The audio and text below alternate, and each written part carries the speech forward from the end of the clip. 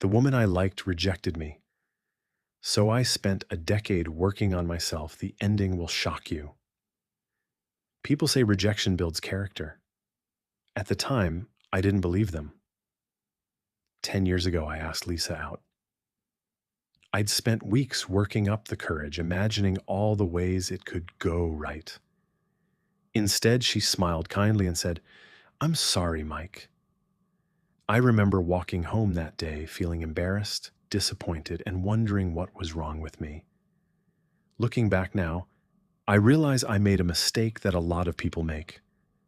I assumed her answer had everything to do with me. It didn't. That rejection became a turning point. I promised myself that whether anyone else noticed or not, I was going to become someone I could be proud of. I started small. I began exercising consistently. At first, I could barely finish a workout without feeling exhausted, but I kept showing up. Over the years, I got stronger, healthier, and more disciplined.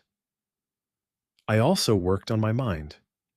I read books I'd never have picked up before, learned new skills, advanced in my career, and stopped comparing myself to everyone else.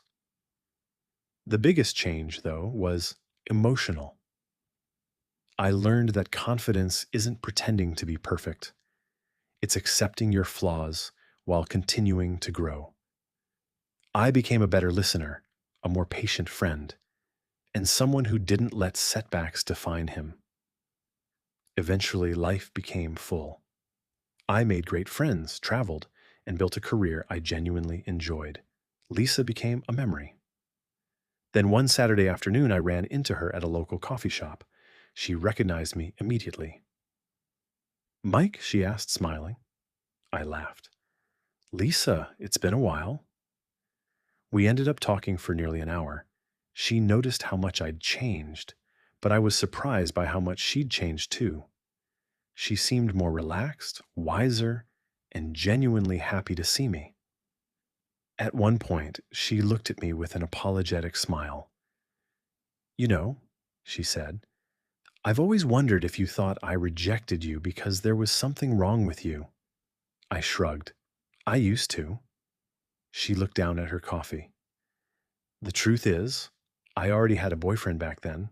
I wasn't trying to hurt you. I just wasn't available." I smiled. I figured life was probably more complicated than I understood back then. She looked relieved. "So, you're not upset?" I shook my head. "Not at all. You didn't owe me a relationship. You made the right decision by respecting the relationship you already had."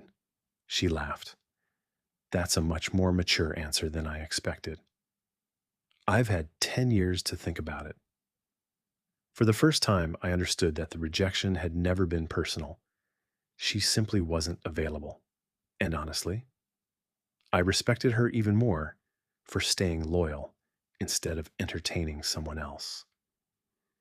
Before we left, we exchanged phone numbers. Over the next few months, we caught up on everything we'd missed. We talked about careers, family, hobbies, mistakes we'd made, and lessons we'd learned. There was no pressure, no trying to impress each other, just two adults enjoying each other's company. One evening after dinner, she smiled at me. "You know," she said, "meeting you again has been one of the best surprises I've had in years." I grinned. I was thinking the same thing. This time, when I asked her out, she smiled the same smile I remembered from a decade ago. But this time she said, "I'd like that." As we walked hand in hand that evening, I couldn't help but think about how differently life had unfolded than I'd imagined.